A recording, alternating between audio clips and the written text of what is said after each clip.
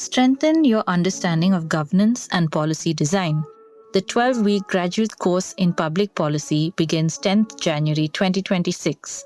Apply by 30th November 2025 to avail a 10% early bird scholarship.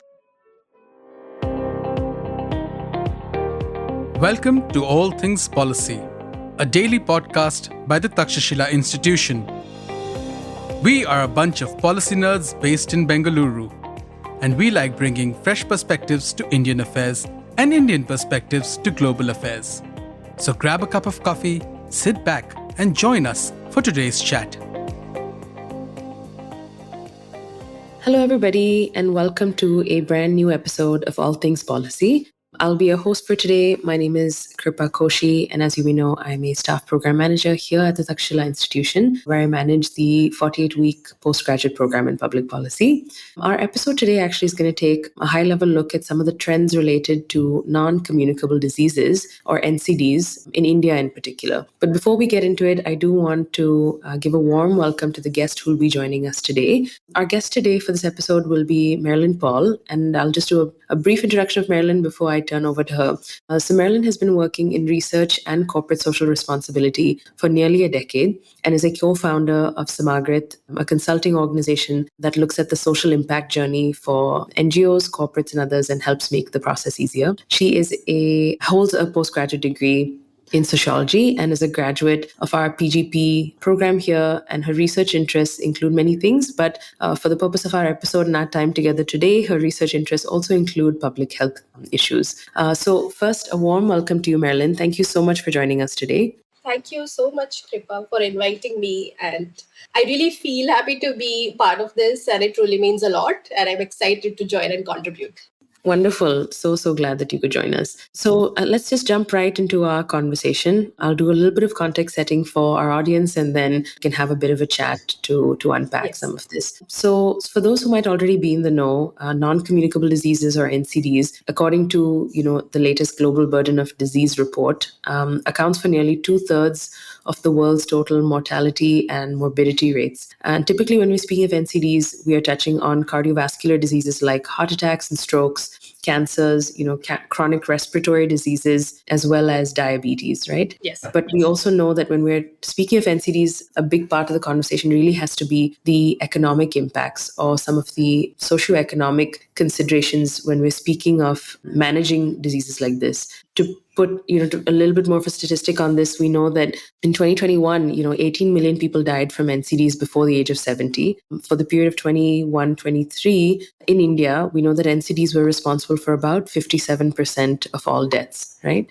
NCDs, I guess, might be unsurprising given that we know that there have been such rapid changes that have happened across the world in the past several decades. We know factors like rapid urbanization, shifts in dietary habits, sedentary lifestyles, and an aging population does actually mean that there's an increase in the rates of NCDs as well. The burdens of some of these NCDs, and that's what I'm hoping we'll touch on a little bit in our time together, Marilyn, is fairly notable. The socioeconomic burdens here are, we know that high out-of-pocket expenditures are incurred. We know that there's a reduced, household income because of this lost productivity. We know that there's this long-term financial strain that affects choices and costs related or expenditures related to education, nutrition, savings, and things like this, and exacerbate actually really hard socioeconomic circumstances for a lot of families, right?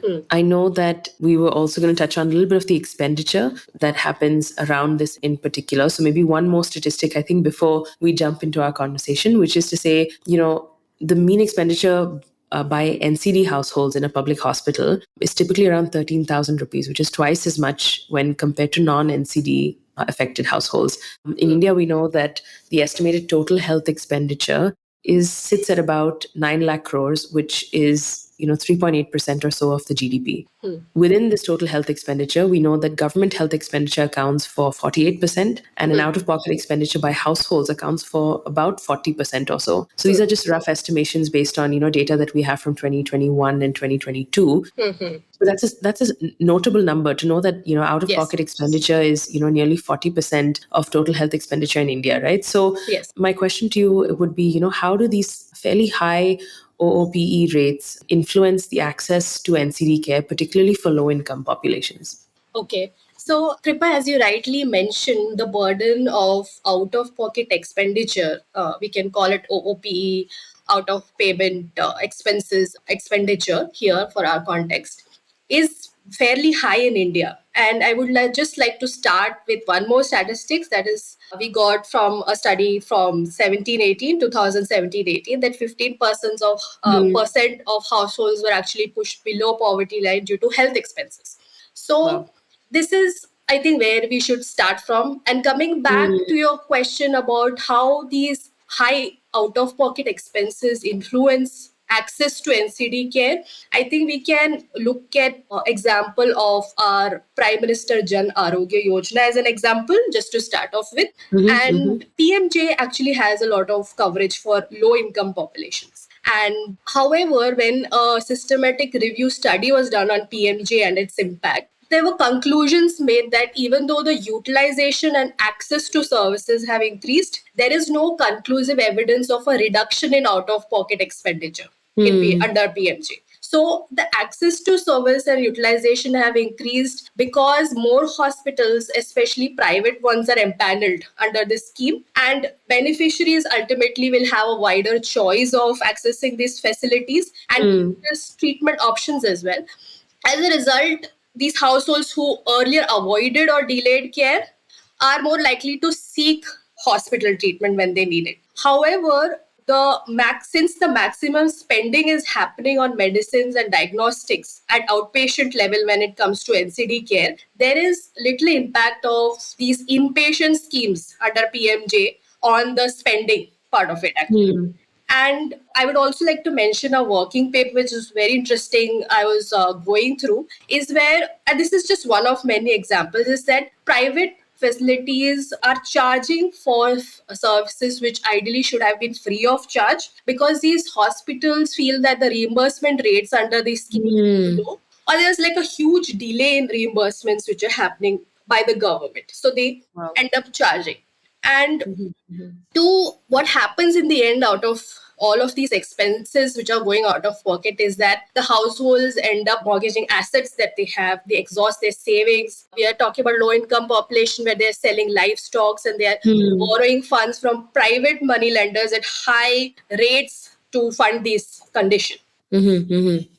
Yeah, no, I think those examples are really helpful, right? To actually understand that while there have been efforts to try and target OOP spending rates and to try and reduce some of that, Yes. there are in fact some, fairly unintended consequences actually that have emerged from some of these programs, right? And so not to maybe necessarily make a bad situation worse, but I'm going to ask you another question that goes even a little bit deeper here is on the question of catastrophic health expenditure.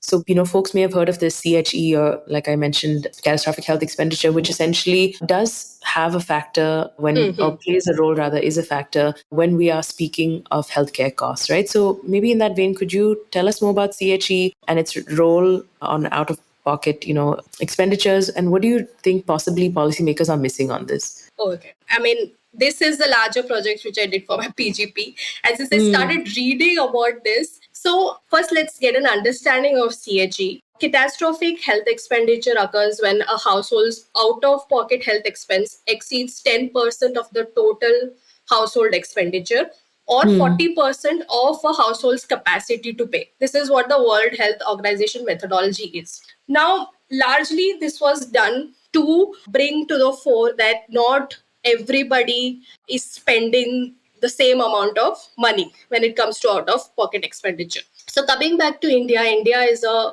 socio-economically diverse country, as we all know. We have elderly households, we have firewood using households, we have remote rural families and caste marginalized groups. And these all experience CHE very differently. Now, when it comes to policy making or talking about OOPE, this needs to be highlighted because these are complex ground realities. And the CHE happens mainly when, so we have discussed that there are poor quality in public health facilities. Like public hospitals exist, but people prefer to go to private clinics because sometimes government hospitals may not have the medicines that should be available, diagnostics, and there are long waits, there are infrastructure issues. So this can push our households to higher out of pocket and increase the charge of CHE. They're spending more out of the Right. they were spending more out of the household expenses. And I think one of the yes. yeah, sorry to interrupt there, but I think you did an excellent job of, covering the very direct costs, but I think something that you might be touching on is also the indirect costs of having this type of care, right? Yes. Yeah. So there are indirect costs also that are included in health expenses. Currently, even CHE measures only the fees and medicine part of it, but there are families that spend on travel. There are food or lodging costs for attendants. There is, as I said, people lose their jobs, and that is a loss of income. For poor households, especially elderly and rural, these indirect costs are huge. And as we know, NCDs like diabetes and cancer, they need lifelong care and they need repeated visits and medicines. So these long-term costs push families into repeated shocks. So I think we have to address the context of CHE here because we are talking about 10% of household income. So this means very different for a low income or caste marginalized household versus a more manageable by a richer household. So this vertical inequalities needs to be factored in. Yeah. Yeah. No, I think that's a really valid point. And yeah, I'll give you room, of course, to elaborate on a little bit more about this vertical inequality point. Yeah. We also have, so when we calculate out of pocket expenses, we are actually counting people who seek treatment. But there are many poor and marginalized households that avoid the treatment altogether because they can't afford it. So while including OP and while discussing, we should acknowledge CHE and also the need to address who skips care, who pays more indirectly, who depends on and why on private providers, and who faces deeper vulnerability due to poverty, caste, geography, or age, etc. Right, absolutely. And I think this hidden spending idea, I think, is really interesting, right? Just because that, in fact, statistical representation here is not entirely accurate, given that, like you said, if the costs are so significant, then you actually have people who are choosing to forego care. Yes. And that, in fact, is not an option that we want for people to avail themselves of, to say that we are not going to seek care, right? So, yeah, so I think moving a little bit more into what could be a pragmatic response to some of this, right? So, reducing, OOP in general or CHE in particular, I think would require a little bit of intervention here. Yes. And we do see it, right? And like you brought up an example that there is an effort that is being made under PMJ scheme, for example, to address take on some of the burden of healthcare costs. And yet we find that there are some struggles here that in realizing the full potential of some of this programming. So what would you say could be, a few actions that could be taken to effectively reduce OOP or CHE, particularly for those who are trying to manage these chronic diseases? And really, if there are any examples that you can particularly highlight for us, good examples, whether within India or outside of the country as well, that would be really helpful. Okay. I would like to acknowledge here that there has been a lot of work done globally and also in India, some institutions are working on it. And drawing from the research studies that I've done, it's that in India, I think we all collectively have to agree that it's time to focus on the depth of coverage instead of the breadth when it comes to non-communicable diseases. India's main OP problem comes from medicines and outpatient care. And OP in India also comes from diagnostic care as well. And PMJ, for example, covers inpatient care, as we already discussed. Right. So even if we have 300 million people who remain uninsured by any of the policies, health insurance policies, there's also a problem of the depth of coverage which these policies offer. So if we take example of the central government health policy, like the CGSS, which the government employees get, they have a very deep coverage, but they cater to a very low population. And PMJ covers many, but with thin benefits, as we already discussed. So are we following the wrong part of the care pathway? Countries that have reduced OP most effectively strengthen deep covering outpatient care, diagnostic and medicines. For example, Turkey, I'll give an example of Turkey, where OP dropped from 27 to 16. After adding comprehensive primary care, outpatient services, laboratory diagnostics, special consultation through the scheme expansion that they have. And also Thailand, Thailand, if we give an example, have a strong universal coverage scheme. They reduced OP to just 11% by 2016 through a strong outpatient package, including diagnostic, essential medicines, and medicine supplies via primary care. At the next, I would, Yeah, sorry, just to say that I think those are really helpful examples to have, right? To be able to see how, while they are different contexts and some of the considerations that might be at play in a Thailand or a Turkey or an Ecuador might be slightly different from what the reality might be in India, it still presents sort of possibly replicable ideas in a local context, right? Yes. I think another point that we had briefly touched on earlier is the idea of continuity of care. And I know that that's something that is fairly relevant for the Indian context. So would you mind maybe elaborating on that also as part of your response? Yes. I mean, Kripa, completely agree. These are all contexts out of India that we have discussed.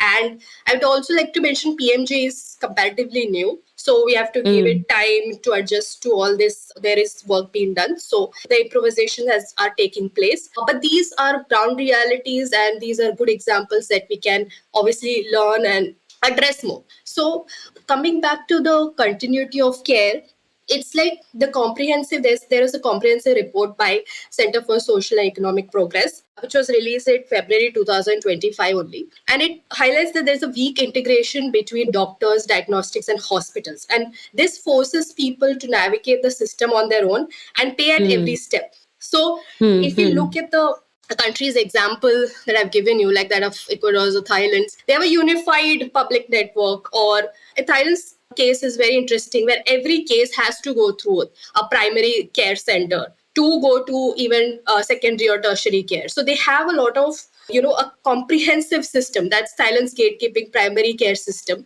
which integrates everything, like between doctors, diagnostics, and hospitals. Unlike India's, which is very fragmented, and fragmented pathways push patients towards private providers and repetitive medical transactions, as we have all might have experienced. So this lack of continuity increases out-of-pocket expenditure and reduces the trust in public systems. Yeah. So this kind of multimodal approach with many more learnings can be added to this, but this kind of multimodal approach is needed to address this issue. Yeah. Yeah, absolutely. And I feel like even in the time that we've sort of covered some of these issues, it does in fact feel like we are touching tip of the iceberg here, right? There are so many sort of subcomponents here that we could possibly, double click on, but simply for the interest of time, we might not be able to elaborate on it. But I think, it was just, I think you've presented to us like a really good overview of what some of these key considerations are, right? And we know that if these are some of the burdens that are being borne by households who are trying to manage these type of chronic conditions, it does have an impact in, like we said at the start of this episode, even on the productivity that these households are able to have in the economy. And there are so many other ripple effects that happen in the households where the things that are not being spent money on, right? So it really is the opportunity cost of money being spent on healthcare is obviously meaning that money cannot be spent on other necessary sort of expenditures in the household of good nutrition. And so that ripple effect, I think, to me is probably one of the most concerning parts of this as well. But like you said, there's so much more still that we could sort of unpack here, but I'm just really glad that we were able to cover some of this and even giving consideration to some of the context, some of the time that will be taken to reap the benefits even of some of this scheme that we've touched on. Yes. I do want to conclude maybe our time here together. And it does feel like, we've opened up a little bit of Pandora's box, but that just means hopefully that there's room for a lot more conversation on this topic. But I just really appreciate your time, and I think helping raise some of the literacy around this topic and sort of putting a bit of a spotlight on what are some of the weak points in how healthcare is presently being managed, as well as the disproportionate burden that might be faced by low-income households in particular, right? Yes. So with that, I'll conclude here, but not without saying thank you to you first. Thank you so much, Marilyn, for joining us. Well, thank you once again for having me, Kripa. I mean, I'm glad that I could be a part of this, and this is it's part of a very large and very important topic, and I wish that the discussion carries forward. So yeah. Absolutely. Thank you. Yeah. Absolutely. Thank you so much. Thank you. If you liked our show, dive into Takshashila's research on technology, strategy, and economic affairs. Check us out at our Twitter handle @TakshashilaINST or our website takshashila.org.in.